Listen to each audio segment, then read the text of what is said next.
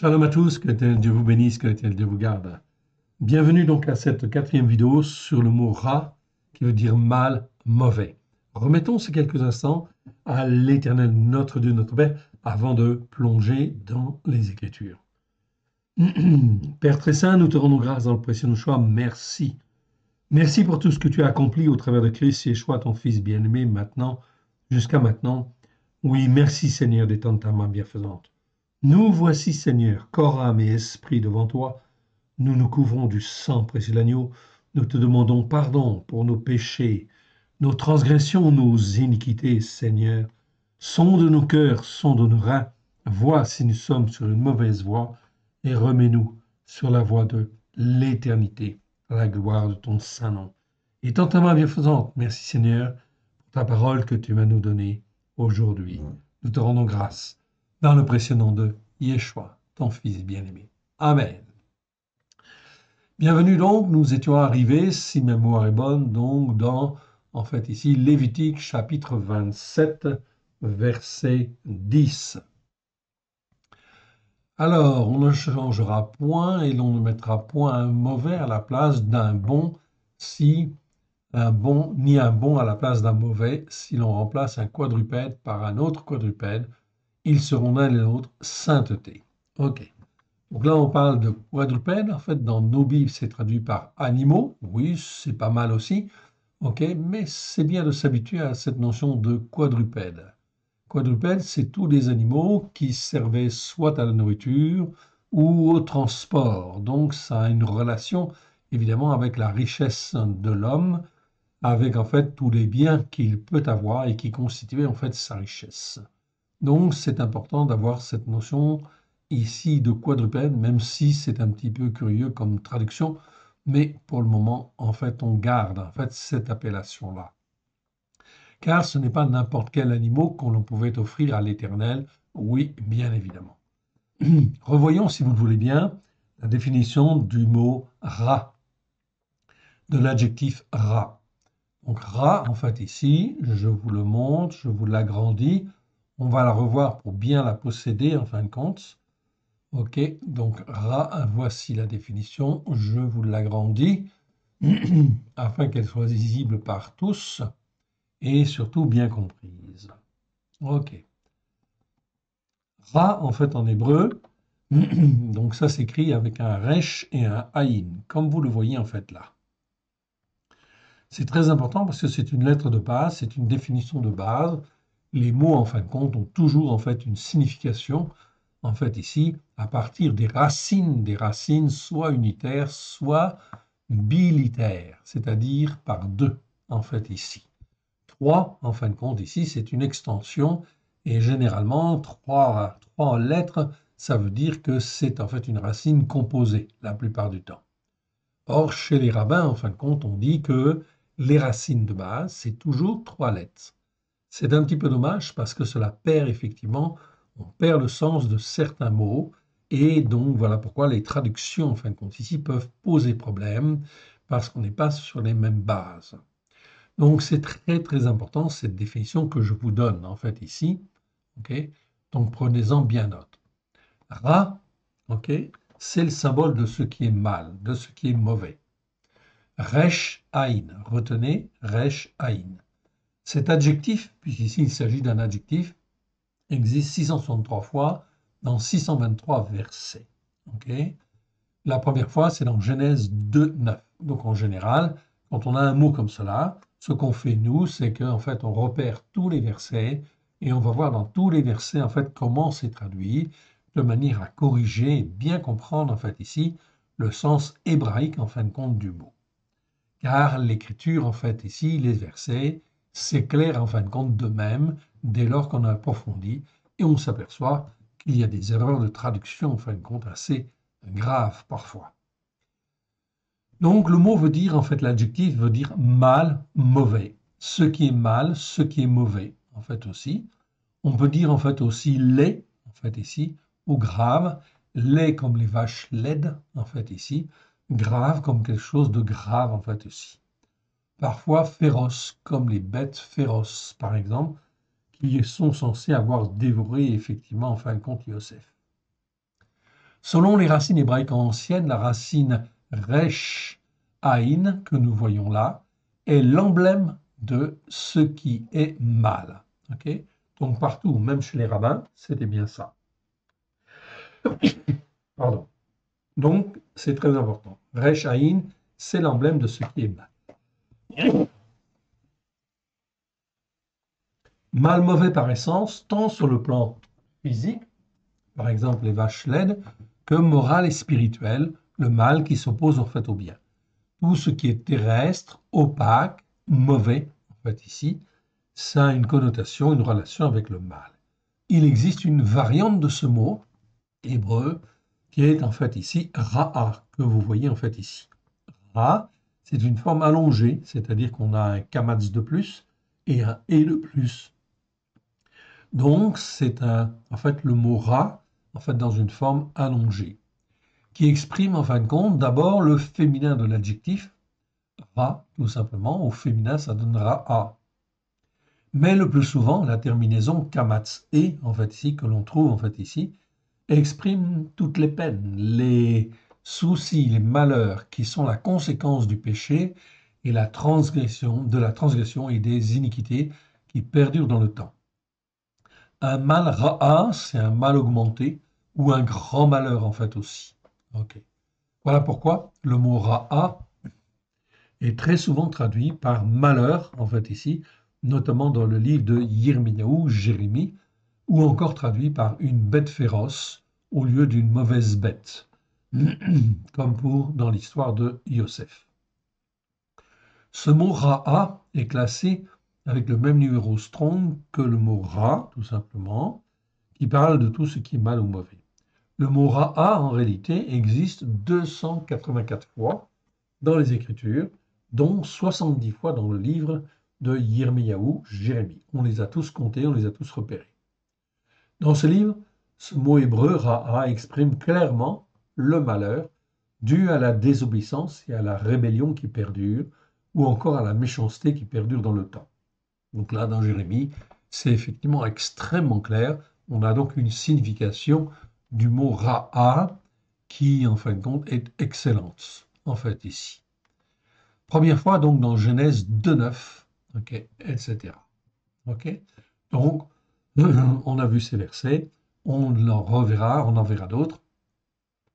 Ok, on va donc en fait revenir dans notre texte. Ok.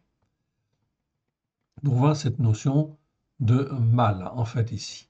Donc elle est très importante car la Bible en fait nous enseigne ce qui est bien et ce qui est mal. Voilà pourquoi en fait ici cette notion est très très très importante. Ok. Et il n'y a pas 36 solutions. La notion du mal et la notion du bien, on en a déjà une petite idée, oui bien sûr. Tout cela est dû à notre culture, oui bien sûr, judéo-chrétienne, qui nous donne en fait déjà une certaine notion du bien et du mal. Mais en réalité, la vraie définition du bien et du mal, c'est effectivement la Bible qui nous la donne. Et effectivement, voilà pourquoi il faut creuser en fait les versets de manière en fin de compte à apprendre ce qui est mal devant Dieu. Car si je n'apprends pas ce qui est mal devant Dieu, eh bien je vais le faire. Je vais donc pécher, je vais donc commettre des transgressions et je vais donc en fait être soumis à l'iniquité. L'iniquité de mes pères, l'iniquité de la tradition, l'iniquité des églises, c'est-à-dire je fais comme les autres font. Okay, donc ça, effectivement, ce n'est pas une justification en fait ici devant Dieu. Donc, si on offre à Dieu un quadrupède, donc un animal, et plus particulièrement un quadrupède, car on n'offre pas à Dieu en fait n'importe quoi, s'il s'agit de quadrupèdes qui peuvent être donnés en offrande à l'Éternel, tout ce qu'on donnera à l'Éternel sera sainteté, c'est-à-dire consacré, mis à part, considéré comme saint. Verset 10. On ne le changera point et l'on n'en mettra point un mauvais à la place d'un bon, ni un bon à la place d'un mauvais. Si l'on remplace un quadrupède par un autre quadrupède, ils seront l'un et l'autre sainteté à l'Éternel. Donc, effectivement, à certaines époques, en fait, ici, les Juifs, en fin de compte, ici, les hommes, en fin de compte, ici, qui étaient des croyants, Eh bien, en fin de compte, parce que leur cœur était loin de Dieu, puisqu'il fallait faire une offrande, eh bien, ils offraient un animal qui était estropié, ou qui était ceci, ou qui était cela, etc. Donc, il était mauvais devant Dieu. On ne se moque pas de Dieu, ok? Donc, dans ce cas-là, il vaut mieux pas, en fait, offrir quoi que ce soit, oui, bien sûr, que d'offrir, en fait, ici, une mauvaise bête, en fait, ici, ou une bête qui est estropiée, etc. Ça se comprend. Si on vous offrait en fin de compte un animal, un quadrupède, qui n'a que trois jambes, etc., ça ne vous ferait pas plaisir, évidemment, ou qui était borgne, ça ne vous ferait pas plaisir. Eh bien, c'est la même chose avec Dieu, encore plus. Verset 11. S'il s'agit de quadrupèdes impurs, donc ici les quadrupèdes impurs, c'est les animaux à quatre pattes, on est bien d'accord, mais qui ne sont pas considérés comme purs. Ok? Donc, c'est-à-dire, en fait, qui n'ont pas de sabots fendus, etc., et qui ne sont pas, en fin de compte, des animaux, en fait, ici, qui, en fait, ont un estomac pour digérer, en fait, ici, comme les vaches, comme, en fin de compte, ici, comment dire, bien tous les, comment dire, les chèvres, les bouquetins, etc. Toutes ces choses-là. S'il s'agit de quadrupèdes impurs, ils ne peuvent être offerts en offrande à l'Éternel. On présentera dans ce cas-là le quadrupède à un sacrificateur qui en fera l'estimation selon qu'il sera bon ou mauvais, c'est-à-dire selon son état, et l'on s'en rapportera à l'estimation du sacrificateur. Si on veut le racheter, on ajoutera un cinquième à son estimation. Donc là, c'était très clair, c'était effectivement les sacrificateurs qui donnaient effectivement, en fait ici, leur impression, leur en fait jugement, ok, et on s'en remettait au sacrificateur comme l'Éternel le demandait. C'était donc quelque chose effectivement de très très très important, et on voit que les juges c'était toujours des sacrificateurs en fait à l'époque. Pourquoi? Parce qu'ils connaissaient la parole de Dieu. C'était donc très important. Comment peut-on juger en fait aujourd'hui d'une manière juste si l'on ne se réfère pas en fin de compte à la Torah, à la définition du bien et du mal qui est mentionnée en fin de compte dans la Torah. Voilà pourquoi ça pose problème, évidemment, en fait ici, dans tous les jugements en fait aujourd'hui. Verset 14. Si un homme a consacré sa maison en la déclarant sainteté à l'Éternel, le sacrificateur en fera l'estimation selon qu'elle sera bonne ou mauvaise, et l'on s'en tiendra à l'estimation du sacrificateur. C'était toujours le sacrificateur qui en faisait une évaluation, une cotation. Si celui qui a consacré sa maison veut la racheter, il ajoutera un cinquième au prix de son estimation et elle sera à lui, c'est-à-dire 20% supplémentaires. Il avait la possibilité, la capacité de reprendre en fait son bien, mais il fallait qu'il paye 20% en fait en plus. Si un homme consacre à l'Éternel un champ de sa propriété, l'estimation sera en rapport avec la quantité de semences récoltées, 50 cycles d'argent pour un romer de semences d'orge. Donc il y avait effectivement en fait une règle d'évaluation. Et c'était en fonction du nombre de récoltes jusqu'en fait au jubilé. Si c'est dès l'année du jubilé qu'il consacre son champ, on s'en tiendra à ton estimation. Si c'est après le jubilé qu'il consacre son champ, le sacrificateur en évaluera le prix à raison du nombre d'années qui restent jusqu'au jubilé, car c'est le nombre de récoltes que l'on vend, et il ou que l'on consacre, et il sera fait une réduction sur ton estimation. Parce que 50 années, hein, ou 50 années de récolte, ou plutôt 49 années de récolte, effectivement, ça pouvait faire un prix élevé. Donc, le sacrificateur pouvait faire une réduction. Si celui qui a consacré son champ veut le racheter, il ajoutera donc un cinquième au prix de ton estimation et le champ lui restera. Okay. Donc, c'était en fait ici des manières de juger bien devant Dieu, ok, ou de juger mal. Donc on voit ici que la notion de bien et de mal, elle appartient en fait à Dieu. Et toutes les nations, en fin de compte ici, sont tenues effectivement, en fait ici, de respecter en fin de compte la Torah, oui bien sûr. dans une mesure, en fin de compte, qui en fait concerne chaque nation, bien évidemment, ok, en fonction de, comment dire, de la connaissance spirituelle qu'ils ont, bien évidemment, mais normalement, toutes les lois de tous les pays en matière de justice devraient se référer en fait à la Torah. Je rappelle que l'Éternel Dieu a créé le ciel, a créé la terre, et donc que les hommes sont sur la terre de Dieu. Et que s'ils ont en fin de compte un territoire qui leur a été affecté, eh bien c'est très bien, mais ils ont la gestion de ce territoire, normalement, selon la Torah. Donc ce qui est mal connu, oui bien sûr, ok, à cause effectivement, en fin de compte, des enseignements qui n'ont pas été transmis comme ils auraient dû être transmis, car tout est accompli depuis 2000 ans déjà, avec la venue de Yeshua, et cela veut dire que les hommes et les femmes auraient dû faire connaître à toutes les nations que la Torah est la vérité, et que le mot grec nomos, qui est très mal traduit, est équivalent en fait au mot Torah en fait en hébreu, de manière en fin de compte à avoir une continuité entre la première alliance et la deuxième alliance. Oui, bien sûr. Donc la Torah est toujours la vérité. Hier, elle était la vérité, aujourd'hui, elle est la vérité, demain, elle sera la vérité. Et il faut le dire, c'est important. On continue. OK. Et on arrive en fin de compte maintenant, donc, en fait, ici, on arrive dans Nombre chapitre 11, verset 1. OK. Le peuple murmura, et ce fut mauvais aux oreilles de l'Éternel. Dans la traduction seconde, c'est marqué en fait cela déplut aux oreilles de l'Éternel. Mais c'est pas le verbe en fait déplaire. Ici, en fait, ce fut mauvais en fait ici aux oreilles de l'Éternel. Le peuple murmura, ce fut mauvais aux oreilles de l'Éternel. Voilà ce que le texte hébreu dit.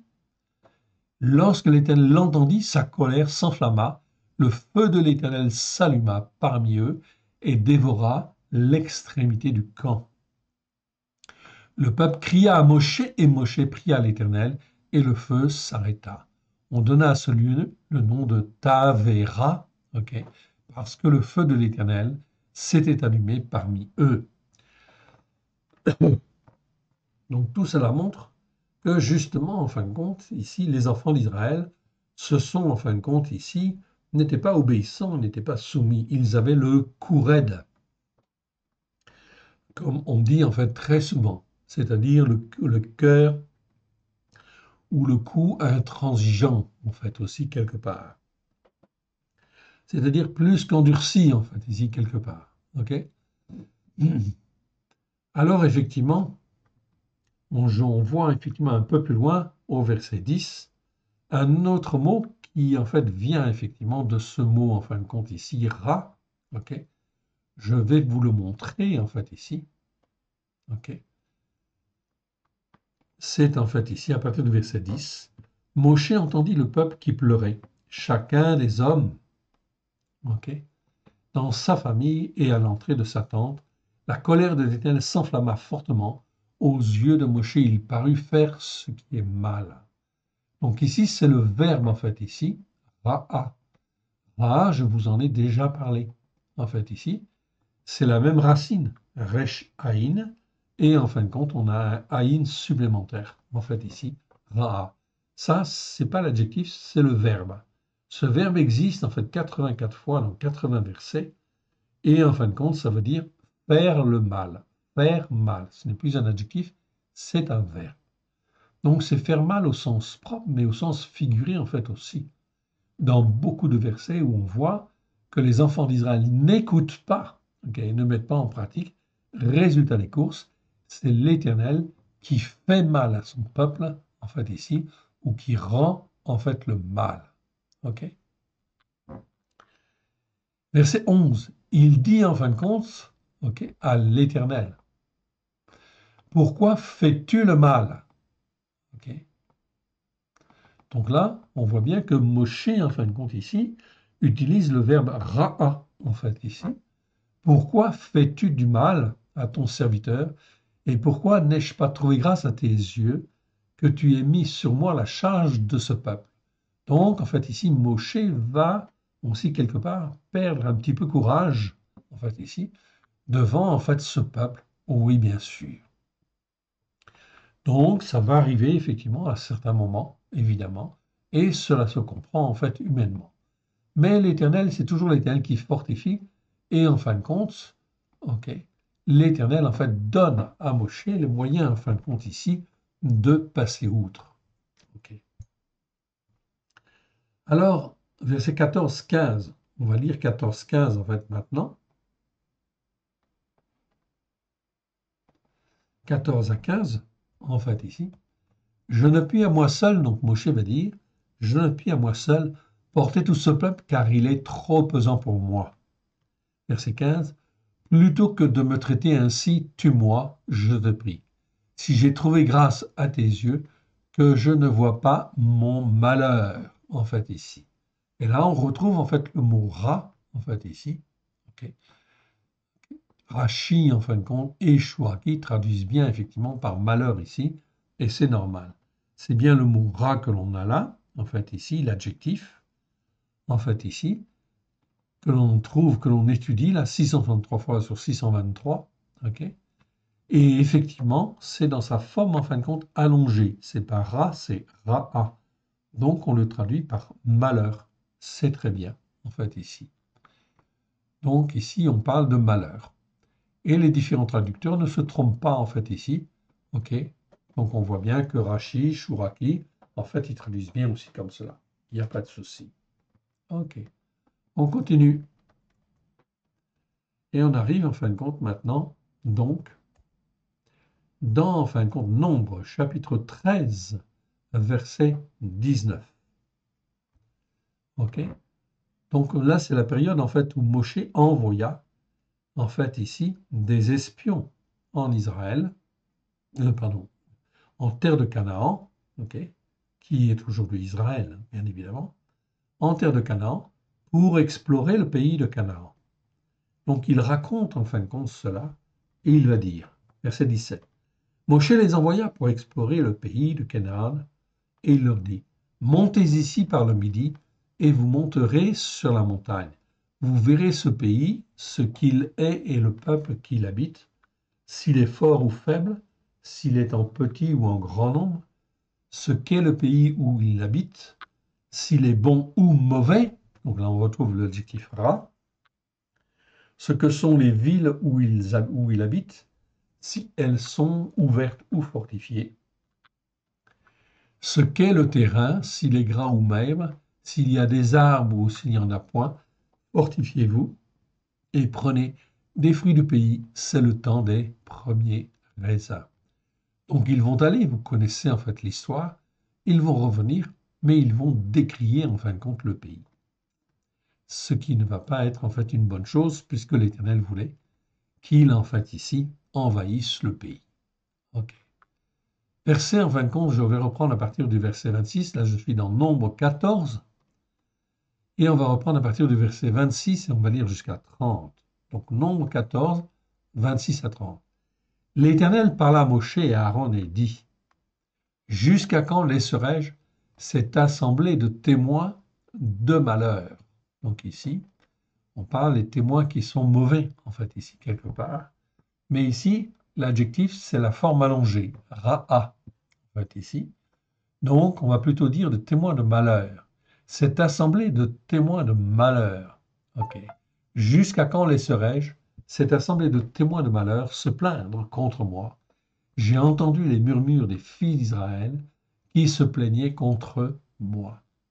Dis-leur, je suis vivant, déclaration de l'Éternel, je vous ferai ainsi que vous avez parlé à mes oreilles. Vos cadavres tomberont dans ce désert, vous tous dont on a fait le dénombrement, en vous comptant, en fait, depuis l'âge de 20 ans et au-dessus, et qui vous êtes pleins contre moi. Vous n'entrerez point dans le pays que j'ai juré de vous faire habiter, excepté Caleb, fils de Yéphuné, et Yehoshua, fils de Nun. Donc on voit ici, en fait ici, la conséquence du comportement, en fin de compte, des enfants d'Israël, qui se sont mal comportés. Donc ils se sont comportés selon ce qui est mal, en fin de compte, devant l'Éternel, plutôt que de marcher, en fin de compte, par la foi, dans la justice par la foi, et effectivement d'aller de l'avant, puisque l'Éternel Dieu leur disait d'aller de l'avant et de ne pas craindre. Donc ils n'ont pas marché comme il fallait. Donc la sanction, c'est qu'ils vont errer, effectivement, pendant 40 ans. Toute la génération, en fin de compte, là, qui est vivante, en fait ici, va mourir. Va mourir et laisser place, bien sûr, aux enfants. Et ce sont les enfants, en fin de compte, qui, 40 ans plus tard, entreront dans le pays de la promesse. C'est un jugement terrible, en fin de compte, de la part de l'Éternel, qui juge, en fin de compte, tout ce qui est mal, en fait, ici, et qui juge toute cette assemblée de malheurs. On continue, verset 31. Et vos petits-enfants dont vous aviez dit, ils deviendront une proie, je les y ferai entrer et ils connaîtront le pays que vous avez dédaigné. Vos cadavres à vous tomberont dans le désert, et vos enfants paîtront 40 années dans le désert, et porteront la peine de vos infidélités, jusqu'à ce que vos cadavres soient tous tombés dans le désert. Donc on voit que la génération entière, en fait, ici, va périr dans le désert à cause, en fait, de leur méchanceté, de ce qu'ils ont fait le mal, en fait, ici, et ils ont persévéré, en fin de compte, dans le mal. C'était devenu carrément de la méchanceté. Verset 33. Et vos enfants paîtront 40 années dans le désert et porteront la peine de vos infidélités jusqu'à ce que vos cadavres soient tous tombés dans le désert. De même que vous avez mis 40 jours à explorer, en fait, ici les pays, vous porterez la peine de vos iniquités, 40 années, une année pour chaque jour, vous saurez que ce que c'est que d'être privé de ma présence. Moi, l'Éternel, j'ai parlé. Et c'est ainsi que je traiterai cette assemblée de témoins de malheur, en fait, ici, ou qui fait le mal, on aurait pu dire aussi, hein, mais qui persévère à faire le mal, qui s'est réuni contre moi. Ils seront consumés dans ce désert et ils y mourront. Les gens que Moshe avait envoyés pour explorer le pays, à qui à leur retour avait fait se plaindre contre lui toute l'assemblée des témoins en décriant le pays, ces gens qui avaient sorti des paroles de malheur sur le pays, moururent frappés d'une plaie devant l'Éternel. Donc ceux-là ont eu un régime particulier. Ils ont été frappés d'une plaie devant l'Éternel. Donc l'Éternel est le même hier, aujourd'hui et demain. Donc c'est extrêmement important. Plus on avance, plus il faut apprendre à discerner ce qui est bien et ce qui est mal. Et tout comportement qui peut être mal ou mauvais, eh bien, il faut s'en écarter ou l'éloigner. Je dirais en fin de compte que notre conscience doit être alimentée par la parole de Dieu, par les enseignements de la parole de Dieu, afin que la notion de bien et de mal puisse être encore plus pertinente qu'elle ne l'était en fait hier. Si on se contente de la notion en fin de compte de bien et de mal, que nous avons appris en fin de compte selon en fait les traditions, en fait la tradition chrétienne, ou la tradition catholique, ou la tradition protestante, ou même évangélique, cela est insuffisant, totalement insuffisant. Voilà pourquoi il est absolument nécessaire de revenir en fait à l'origine, aux enseignements de la Torah, des prophètes et des psaumes, à la lumière de Yeshua, avec grâce et vérité, afin d'avoir un meilleur jugement. L'Éternel Dieu, je vous ai fait les vidéos là-dessus, veut que nous apprenions lorsque nous sommes croyants, veut que nous apprenions à marcher selon un jugement juste et selon la justice par la foi. Comment je peux marcher en fait selon un jugement juste si je n'ai pas les bonnes notions de bien et de mal? Donc la seule référence, c'est les enseignements de la Torah. Aucune église, aucune colline spirituelle ou montagne spirituelle qui existe aujourd'hui ne peut nous donner la notion du bien et du mal. Seule la Torah le peut. Pourquoi? Parce que Torah Traemet, psaume 119, verset 142, je dirais en fin de compte cela, la traduction. Torah Traemet, ça veut dire ta Torah est la vérité. Si la Torah de Dieu est la vérité, c'est la seule chose qui doit être notre référence, en fait, en termes de jugement. Oui, bien sûr. Et il est important aussi de rajouter, en fait, ici, j'en ai déjà parlé, du mot, en fait, grec nomos, N-O-M-O-S, qui est très mal traduit dans nos traductions françaises et que l'on doit traduire absolument par le mot, en fait, Torah, c'est-à-dire l'équivalent du mot hébreu. Donc, chaque fois que je rencontre, en fait, ici, le mot nomos, je dois traduire, en fait, ici, dans le Nouveau Testament, ce mot-là par Torah. Ce que nous avons fait ici dans le Nouveau Testament que nous avons retraduit, qui s'appelle la Torah accomplie. Dans ce Nouveau Testament, en fait, ici, je préfère dire la Brit Hadasha, nous avons corrigé, en fin de compte, tous ces mots afin de bien recaler les choses et que la Torah puisse être présente de la Genèse à l'Apocalypse. Car Yeshua a dit, je le répète, Matthieu chapitre 5, verset 17, Yeshua dit, je ne suis pas venu pour abolir la Torah et les prophètes, je suis venu pour l'accomplir. Et verset 18, pas un seul iota de la Torah ne disparaîtra, que tout ne soit accompli. Et là, en grec, c'est bien en fait le mot nomos. On voit bien que le mot nomos égale le mot Torah. Pour ne pas se tromper, car effectivement, nous arrivons à la fête des trompettes, qui a lieu dans quelques jours, eh bien, en fin de compte, il faut se tromper. Pour ne pas se tromper, il faut imaginer, en fait, que Yeshua, aujourd'hui, en fin de compte, ici, se promène avec nous et qu'il a, en fin de compte, deux personnages à côté de lui. Un qui s'appelle Toratra Emet. Vous pouvez imaginer que c'est son nom. Toratra Emet, qui veut dire la Torah et la vérité.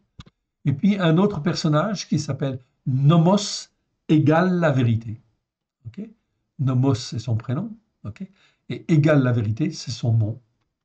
Donc on peut imaginer en fin de compte cela, et c'est très bien, dans le combat spirituel dans lequel nous entrons, et c'est un combat spirituel, car effectivement, en fin de compte, tous les croyants qui, en fait, ici sont aujourd'hui, en 2024, sur la terre, eh bien, ne savent même pas, parce qu'ils n'ont pas été enseignés, ne savent même pas que Torah émet, ta Torah est la vérité, et effectivement que Nomos égale Torah.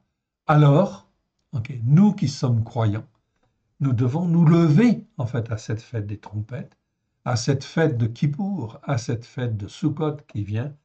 Nous devons nous lever en fin de compte et dire autour de nous à tous ceux qui veulent bien entendre, mon frère, ma sœur, Torah émet. Et en fin de compte, nomos égale vérité. Deux personnages spirituels qui sont prophétiques à souhait et qui permettent en fait de bien comprendre que le combat spirituel que nous menons aujourd'hui est bien en fait un combat spirituel de grande envergure qui doit effectivement ébranler tous les fondements en fin de compte des églises, tous les fondements erronés qui ont été mis en place. Alors je vous encourage effectivement à le faire, à vous lever, afin effectivement que la parole de Dieu puisse être révélée comme étant la vérité dans tous les cœurs qui le veulent, bien évidemment, et que cette vérité est valable de la Genèse à l'Apocalypse. Continuons si vous le voulez bien. Verset 38. Yehoshua, fils de Nun, et Caleb, fils de Yéphoné, restèrent seuls vivants parmi ces gens qui étaient allés pour explorer le pays. Et ils vont patienter 40 ans. Ils ont eu la patience, en fait, ici, d'attendre, en fait, ici, le moment venu.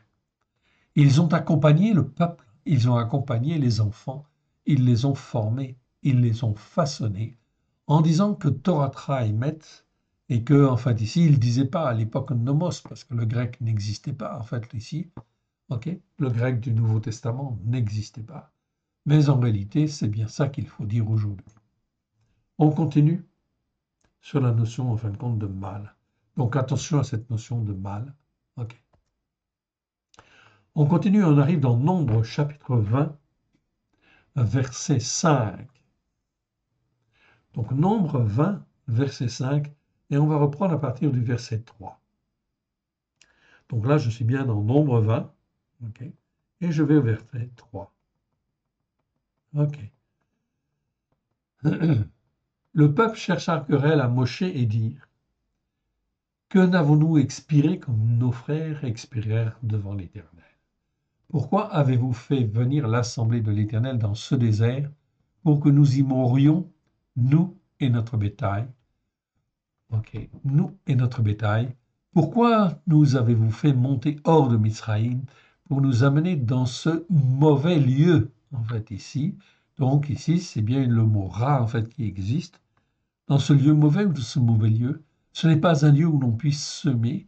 Il n'y a ni figuier, ni vigne, ni grenadier, ni d'eau à boire. Mais l'Éternel pourvoit, en fait, ici.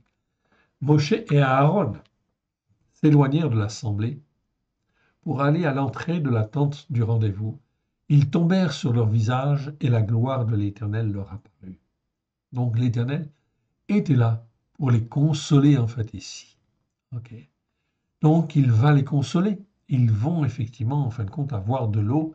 Oui, bien sûr. Verset 7, on continue un petit peu, en fait, ici, ce passage.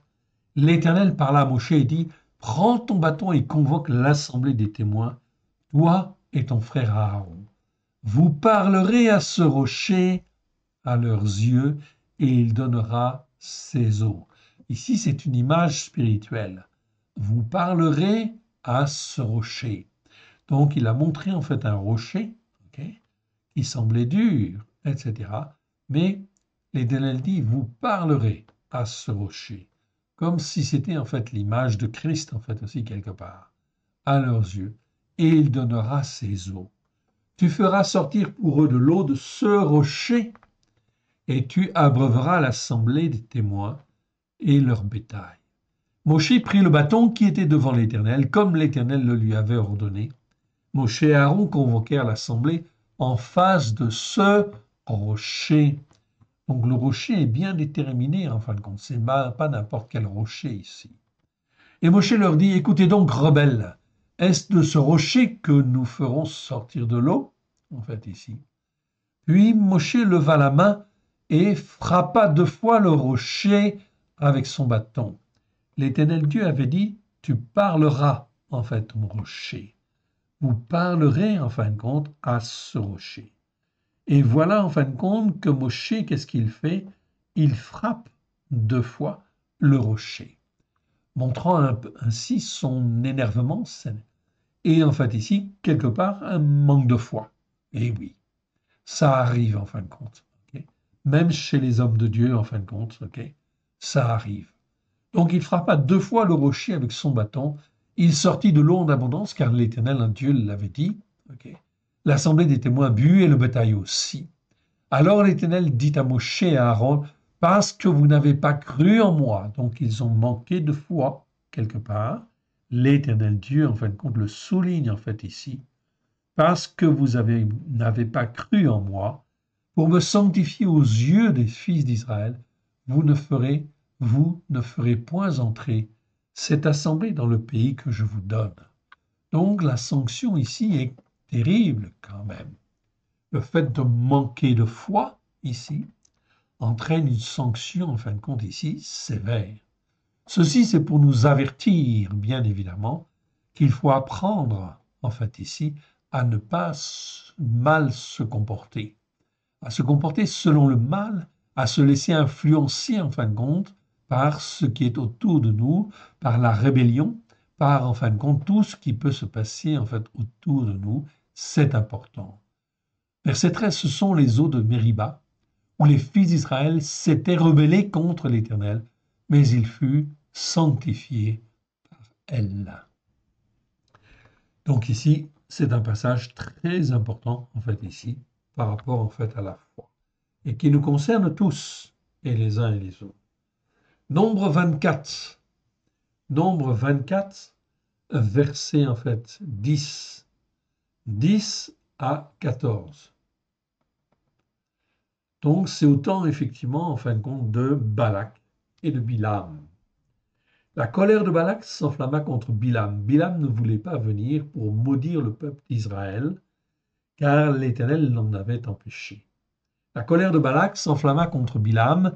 Il frappa des mains et dit à Bilam, c'est pour imposer un joug sur mes ennemis que je t'ai appelé.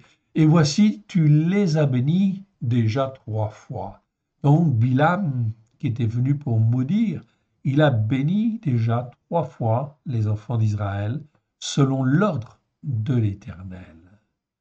Alors Balak lui dit, fuis maintenant, va-t'en chez toi. J'avais dit que je te rendrais des honneurs, mais l'Éternel t'empêche de les recevoir.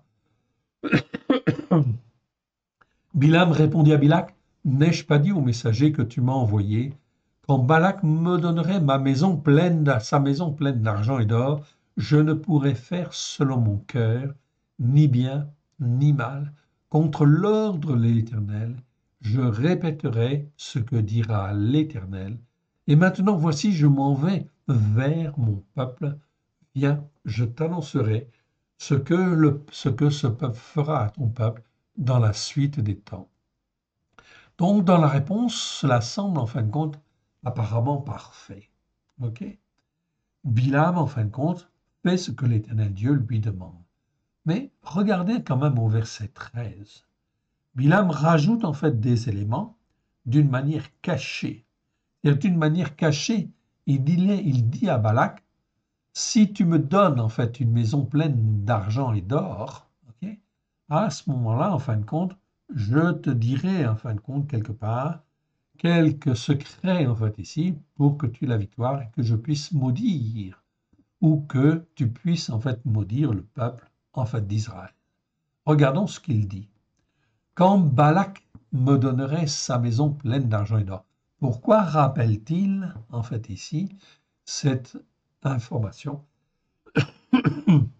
qu'il a déjà donnée en fait au début? Quand Balak me donnerait sa maison pleine d'argent et d'or, je ne pourrais faire selon mon cœur, ni bien, ni mal. Donc là, on voit la notion de mal, oui, bien sûr, qui est pleine entière contre l'ordre de l'Éternel. Je répéterai ce que dira l'Éternel. Et maintenant, voici, je m'en vais vers mon peuple. Viens, je t'annoncerai ce que ce peuple fera à ton peuple dans la suite des temps. Donc, dans l'apparence des choses, officiellement, voici ce qu'il répond. Ok? Mais d'une manière cachée, en fait, ici, il dit bien, en fait, fais un effort, donne-moi ta maison pleine d'argent et d'or, et je te dirai comment il faut faire. Et c'est bien ce qui va se passer. Il va leur révéler effectivement comment faire tomber en fait Israël par effectivement la séduction, par en fait en donnant, en donnant à Israël des prostituées, etc. Ok, il fera tomber en fin de compte Israël. Tombera à cause des jugements de l'Éternel. Ok, on continue. Verset 13. Nombre 32, verset 13. Ok. La colère de l'Éternel s'enflamma contre Israël. Et il les fit errer dans le désert pendant 40 années, jusqu'à l'anéantissement de toute la génération qui avait fait le mal aux yeux de l'Éternel. Donc on voit bien, en fin de compte, ici, le manque d'obéissance ici, c'est carrément, en fin de compte, agir mal devant l'Éternel. Donc aujourd'hui, en fait, ici, en 2024, la notion de mal, en fin de compte, est très claire. Tous les croyants qui n'écoutent pas et qui ne mettent pas en pratique les enseignements de la Torah agissent mal devant l'Éternel. Ils agissent mal parce qu'ils ont été enseignés, en fin de compte, d'une manière erronée. Mais ils continuent, en fait, à être là-dedans. Et dans beaucoup d'entre eux, en fin de compte, il y a de la méchanceté, c'est-à-dire de l'orgueil, de la rébellion, en fait aussi, qui fait qu'ils continuent à faire ce qui est mal. Cela veut dire quoi? Eh bien, hier, les enfants d'Israël ne sont pas rentrés dans le pays de la promesse. Eh bien, aujourd'hui, ça veut dire la même chose. Ça veut dire que si tu as eu en fait la possibilité de rentrer dans le pays de la promesse parce que Yeshua t'a racheté, il t'a racheté de tous tes péchés, de toutes tes transgressions, de toutes tes iniquités. Mais est-ce que tu écoutes et est-ce que tu mets en pratique comme l'Éternel Dieu le veut? Sinon, tu fais exactement ce que les enfants d'Israël en fait ont fait hier. Tu te rebelles en fait contre Dieu et tu fais ce que tu veux en fait ici. Alors, dans ce cas-là, eh bien, effectivement, la conséquence est inévitable. Tous ceux qui font le mal en fait ici, cela se retourne contre eux et ils peuvent très bien ne pas entrer dans le pays de la promesse. Alors qu'ils avaient la promesse de rentrer dans le pays de l'éternité, dans le pays des bénédictions de l'Éternel. Et voici, verset 14, et voici, vous prenez la place de vos pères, comme des rejetons d'hommes mortels qui pêchent, pour amener encore contre Israël l'ardeur consumante de la colère. Car si vous vous détournez de lui, il continuera de laisser Israël au désert, et vous seriez la cause de la perte de tout ce peuple. Ils s'approchèrent de Moshe et ils dirent, nous construirons ici des parcs pour nos troupeaux et des villes pour nos petits-enfants. Donc là, il s'agissait effectivement, spécialement en fin de compte, de la tribu de Ruben, de Gad et de Manassé, oui bien sûr, qui voulaient rester en fin de compte à l'est du Jourdain. Mais pour ne pas pécher, faire ce qui est mal, ils vont venir avec les enfants d'Israël pour conquérir le pays de Canaan et ils reviendront ensuite. Donc ils vont corriger le tir, oui bien sûr. Et ils ne vont pas se comporter mal, évidemment, dans ce cas-là. On continue avec en fait ici nombre 35, 35 versets 22 à 24.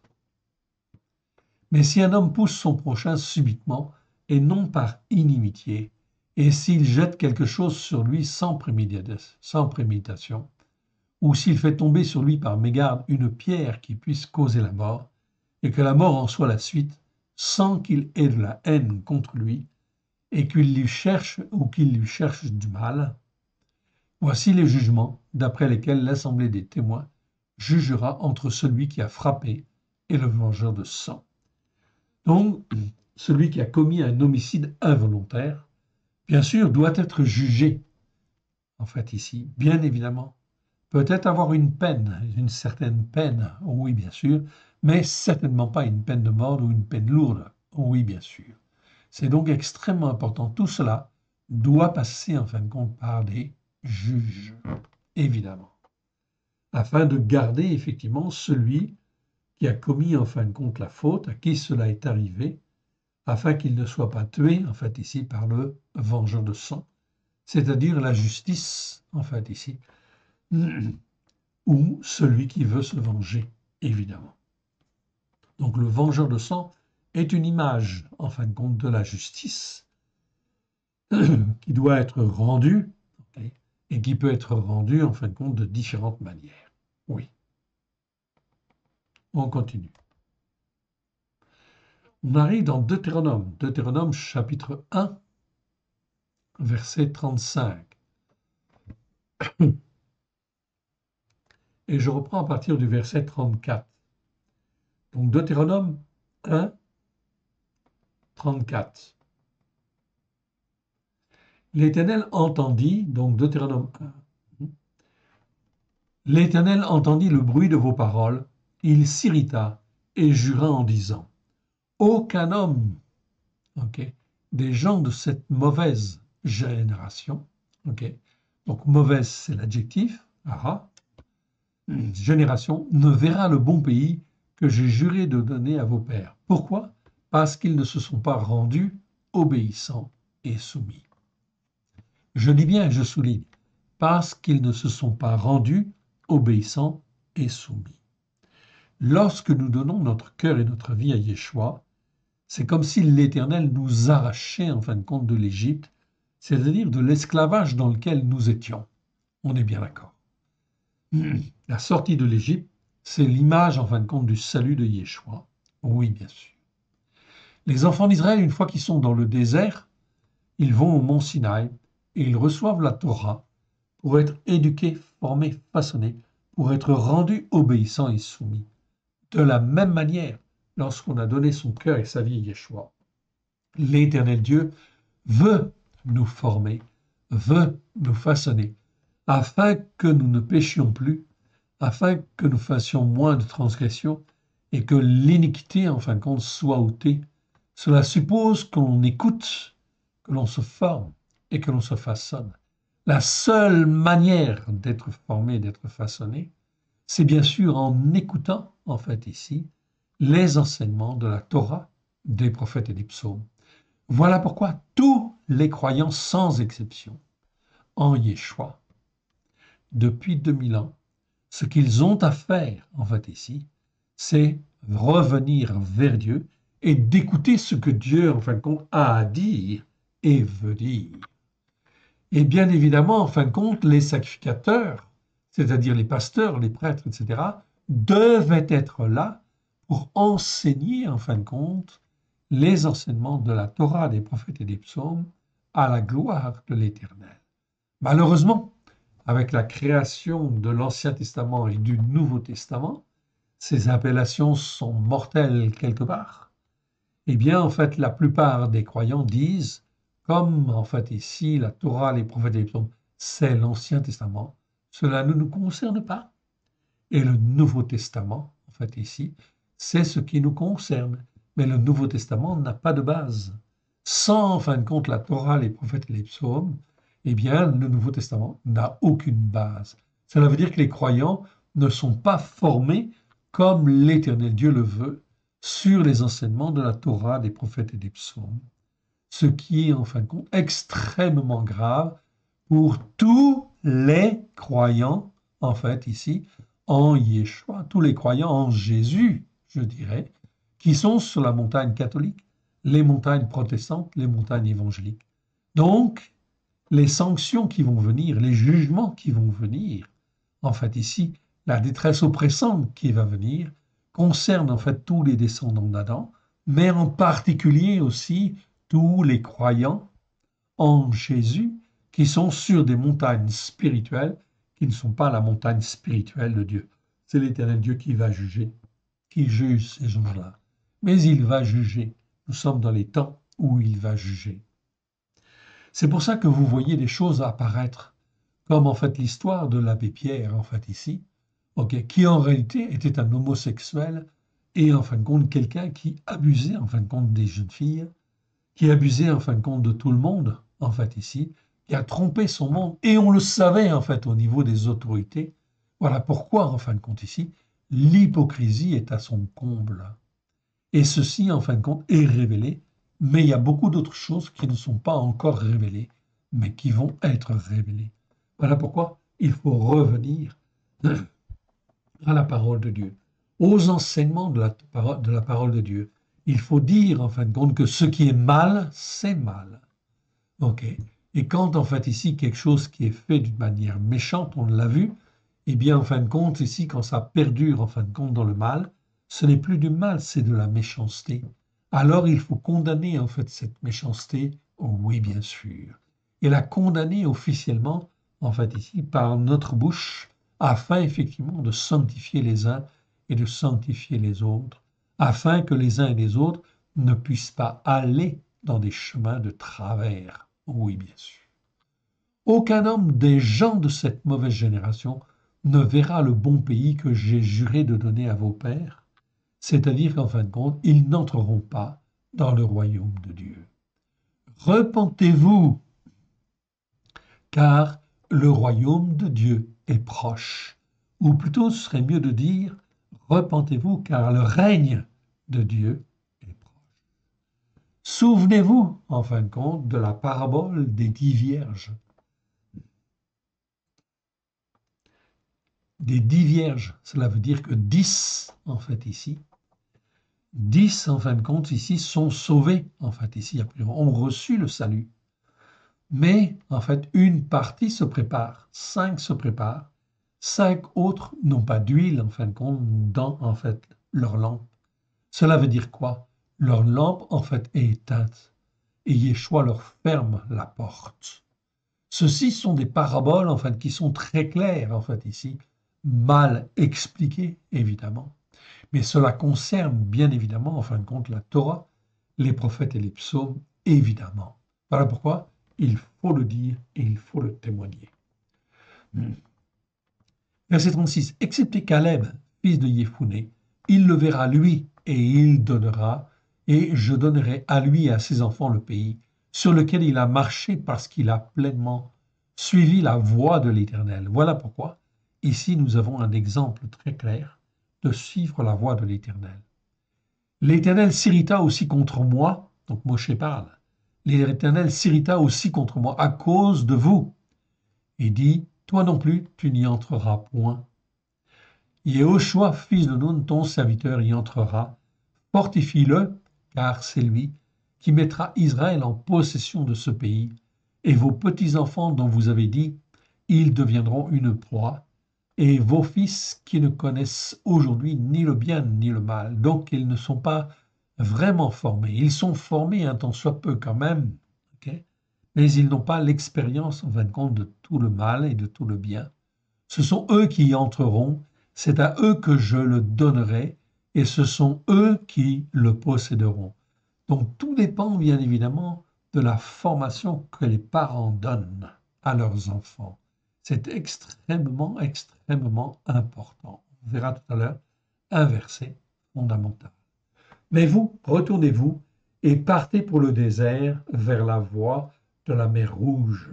Vous avez répondu en me disant, nous avons péché contre l'Éternel, nous monterons et nous combattrons contre l'Éternel, contre comme l'Éternel, notre Élohim, nous l'a ordonné. Vous avez ceint chacun des hommes vos âmes, et vous avez fait le projet téméraire de monter à la montagne. Donc ils sont quand même partis en fait au combat, mais en fin de compte, comme ils étaient rebelles, l'Éternel Dieu n'était pas derrière eux, et ils ont été battus en fait ici. Battus effectivement en fin de compte par effectivement les Émoris. Ok.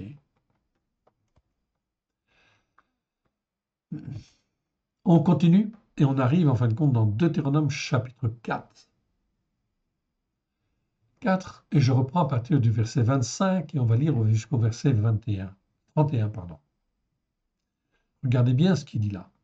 Lorsque tu auras des enfants et des enfants de tes enfants, et que vous serez en fait depuis longtemps dans le pays, si vous vous corrompez, si vous faites des images taillées, des représentations de quoi que ce soit, si vous faites ce qui est mal aux yeux de l'Éternel, ton Élohim pour l'irriter.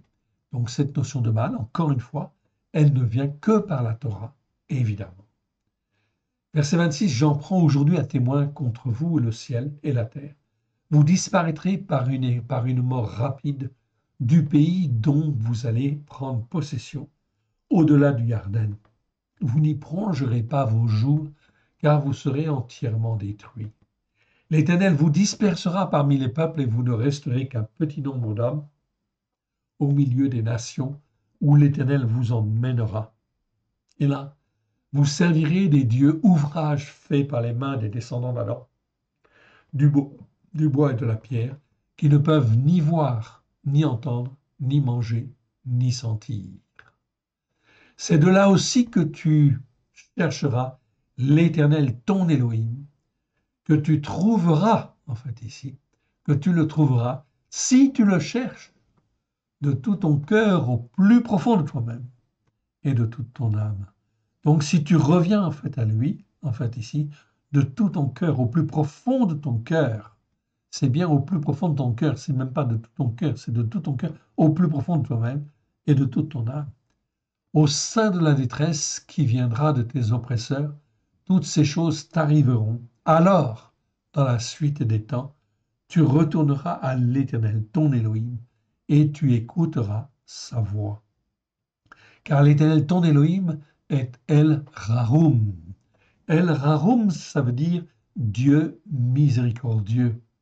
Donc on a laissé en fin de compte le mot en fait en hébreu, parce qu'on n'a pas étudié encore le mot Raroum, mais c'est très important. On traduit en français par Dieu miséricordieux. Oui, c'est pas mal. C'est même bien, en fait, ici. OK? Mais on laisse le mot en fait en hébreu parce qu'on étudiera le mot. plus en détail. Et El Rahum. El Rahum, c'est un Dieu miséricordieux qui ne veut même pas, en fin de compte, la mort du méchant. Voilà pourquoi, s'il faut attendre 40 ans, en fin de compte, dans le désert, afin d'attendre le temps, en fin de compte, de Dieu, il faut, en fin de compte, s'exercer et, en fait, se donner une certaine discipline pour se maintenir dans la foi. Oui, c'est absolument nécessaire. Voilà pourquoi les fêtes de l'Éternel, elles existent, parce qu'elles permettent, en fait, d'entretenir la foi, fête après fête, tout au long de l'année, afin, effectivement, que le croyant ne puisse pas déraper à droite et à gauche. C'est extrêmement important. Yeshua en a parlé. On verra cela le temps voulu. Car l'Éternel, ton Elohim, est El Rahum, qui ne t'abandonnera point et ne te détruira point. Il n'oubliera pas l'alliance de tes pères qu'il leur a juré. C'est donc là quelque chose de très, très, très important, fondamental. On continue? Allez, c'est parti. Et j'en ai passé un, donc je reviens. Et on arrive normalement à Deutéronome 6. Oui, très bien. Donc Deutéronome 6, versets 20 à 25. OK. Mais avant de lire en fait ce passage, je voudrais aller voir le verset 7 pour vous souligner en fin de compte quelque chose de très, très, très important. OK.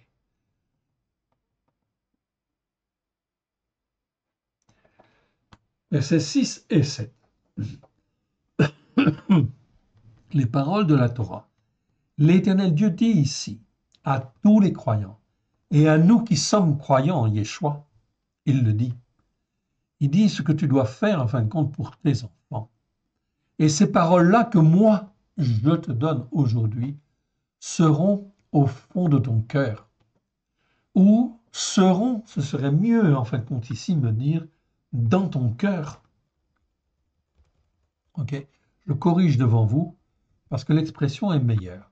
Dans ton cœur, au plus profond de toi-même. Très important, vous pouvez vérifier, hein? C'est le mot levav en fait ici. Ok, donc lève avec deux vaves, ok, ou deux bêtes en fait ici. On devrait plutôt dire plus exactement en fait ici. Ok.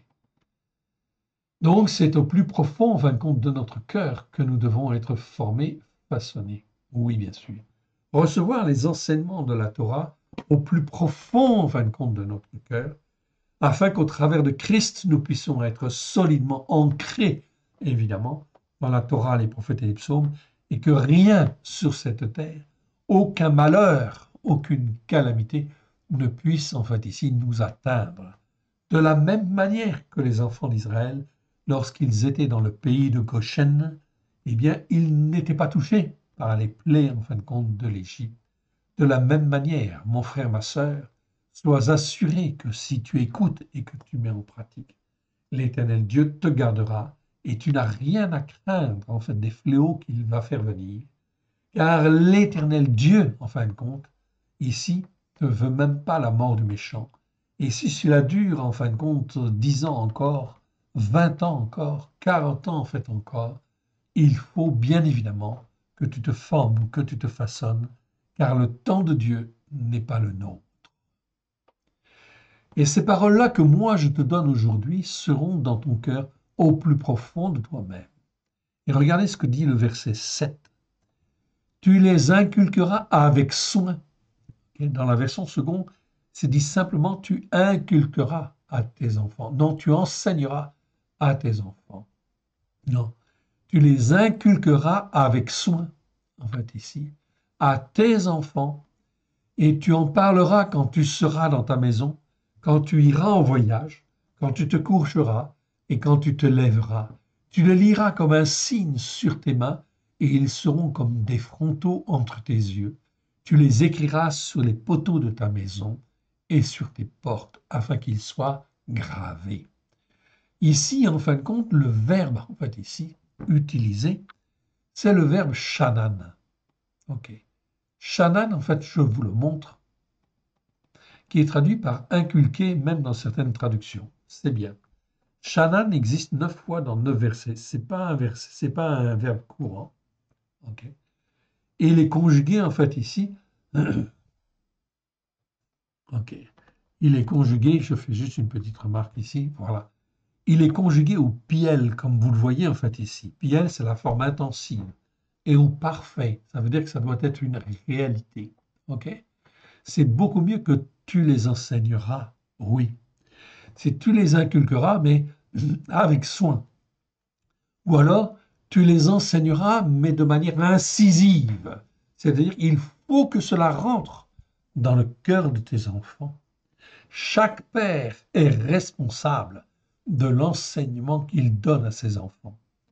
Sinon, ces enfants vont vivre dans l'iniquité, en fin de compte, des pères, c'est-à-dire la manière de vivre, la manière de penser, la manière d'être, en fait, ici, de, en fait, des pères qu'il a eus. Et puis des enseignements spirituels qu'il aura eus, en fin de compte, au cours de la vie, mais qui ne sont pas forcément les enseignements, en fin de compte, de Dieu. Voilà pourquoi l'Éternel Dieu ici, tu les inculqueras ou tu les enseigneras de manière incisive, ok, dans le cœur de tes enfants. Je reviens en fin de compte ici au passage qui nous concernait, à partir du verset 20. Lorsque ton fils te demandera un jour que signifient ces témoignages, ces lois, ces jugements justes, que l'Éternel notre Élohim nous a effectivement ordonnés. Donc ici, on voit le mot mishpat, mishpat que l'on connaît très bien. On l'a étudié. On a fait 33 en fait vidéos sur ce mot-là pour bien apprendre ce que c'est que le jugement ou le jugement juste. Très important. Ce mot est très très mal traduit. C'est traduit souvent par ordonnance ou même commandement. C'est une erreur. Ça induit en fin de compte les gens en fin de compte dans l'erreur. Ça parle de jugement juste. Donc les jugements justes sont donnés justement dans la Torah, les prophètes et les psaumes, dans le but que nous apprenions à juger d'une manière juste devant Dieu. Lorsque ton fils te demandera un jour que signifient ces témoignages, ces lois et ces jugements justes, que l'Éternel, notre Elohim, nous a effectivement ordonnés, en fait ici, tu diras à ton fils, nous étions esclaves de Pharaon en Mitzraïm, et l'Éternel nous en a fait sortir, nous a fait sortir de Mitzraïm par sa main puissante. De la même manière, l'Éternel Dieu nous a arrachés des ténèbres par le sang de l'agneau. Oui, lorsque nous avons donné notre cœur et notre vie à Yeshua, nous ne l'avons pas forcément réalisé sur le coup, mais l'Éternel nous a arrachés des ténèbres de ce monde de manière à nous emmener vers le pays de la promesse. Mais est-ce que nous avons compris? L'Éternel a opéré sous nos yeux des signes, des prodiges, grands et mauvais, en fait ici, je retrouve le mot ra, contre Mitzraïm, contre Pharaon, contre toute sa maison. Et il nous a fait sortir de là pour nous amener dans le pays qu'il avait juré à nos pères de nous donner. L'Éternel, en fait ici, nous a commandé de mettre en pratique, nous a commandé, nous a ordonné de mettre en pratique toutes ces lois et de craindre l'Éternel, notre Elohim, afin que nous soyons toujours heureux et qu'il nous conserve la vie, comme il le fait aujourd'hui. Nous aurons la justice par la foi. Ici, c'est le mot tzedaka, donc très important. Ce mot tzedaka doit toujours être traduit par justice par la foi, comme c'est le cas en fait ici, c'est très bien. C'est pas le mot justice, c'est justice par la foi ici. C'est un petit peu différent. Je vous renvoie aux vidéos que nous avons faites. Nous aurons la justice par la foi en partage si nous mettons soigneusement en pratique tous ces commandements devant l'Éternel, notre Élie, comme il nous l'a ordonné. C'est donc là quelque chose de très, très, très, très important. OK? Nous arrivons dans Deutéronome 7, mais je vais m'arrêter là. Deutéronome 7, Deutéronome chapitre 7 au verset 15. OK? On va s'arrêter là et on continuera en fin de compte la prochaine fois à aller en fin de compte de l'avant. Remettons, si vous le voulez bien, ces quelques instants en fin de compte, OK? Ces quelques instants, ces quelques enseignements à l'Éternel notre Dieu, OK? Notre Père. Père très saint, nous te rendons grâce dans le précieux de nos chants. Merci Seigneur pour ta parole que tu nous donnes. Merci Seigneur pour tout ce que nous avons entendu. Que ce qui n'est pas de toi, dans le nom d'Yeshua, s'en aille dans les lieux arides. Que ce qui est de toi soit loin de grâce et de vérité au travers de Yeshua, ton Fils bien-aimé. Nous forme et nous façonne afin que nous puissions être inébranlables, fortifiés, solidifiés, consolidés, Seigneur, à la gloire de ton Saint-Nom, afin que nous puissions témoigner de ta parole comme toi tu le veux dans les temps mauvais qui viennent. Nous te rendons grâce, car, éternel Dieu, tu ne veux même pas la mort, en fin de compte, du méchant. Aussi tu veux en sauver, Seigneur, le plus possible. Nous voici, Seigneur, ton serviteur, ta servante. Écoute, parle, Seigneur. Étends ta main bienfaisante, forme-nous, façonne-nous et montre-nous, ok, comment nous devons marcher et ce que nous devons dire et ce que nous devons faire pour marcher avec toi à la gloire de ton Saint-Nom, afin que ton nom puisse être glorifié sur cette terre, comme toi tu le veux. Alléluia. Amen. Que l'Éternel Dieu vous bénisse, que l'Éternel Dieu vous garde. Shalom à tous. Amen.